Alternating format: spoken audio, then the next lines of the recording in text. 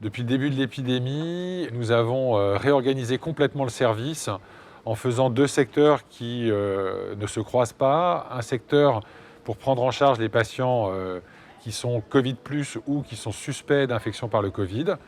Et enfin, un autre secteur qui permet de prendre en charge les patients qui ne présentent pas d'infection par le Covid. Une fois qu'ils ont été pris en charge dans notre service, ils vont être hospitalisés quelques heures en unité d'hospitalisation de courte durée au sein des urgences et ensuite être orientés vers des services de l'hôpital ou vers des structures extérieures qui nous permettent de soulager un petit peu nos équipes sur le site. On a dû créer une nouvelle cellule de régulation uniquement dédiée aux patients Covid+.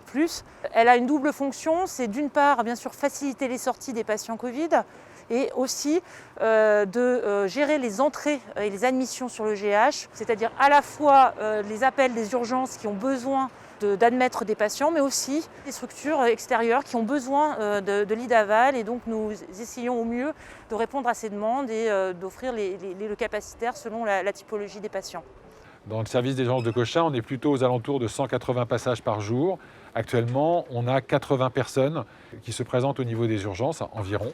Sur ces 80 patients qui sont consultés aux urgences, on a environ 4/5 de ces patients qui sont Covid+, ou suspects d'une infection par le Covid. Et en termes de dynamique, c'est vrai que les urgences, généralement, on va assez vite à faire les choses. Les bilans sanguins, ça prend un peu plus de temps.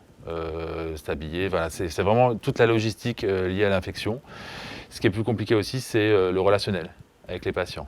Les patients, il faut leur expliquer, il faut les rassurer, il faut les réconforter et les soins et tout ça. En même temps, il faut faire rapide, il ne faut pas être trop en contact avec le patient. On a cette capacité, essayer d'augmenter notre possibilité d'accueil des patients critiques. Les patients arrivent de plus en plus graves, de plus en plus âgés au niveau des urgences, avec des problématiques de prise en charge qui vont devenir de plus en plus compliquées.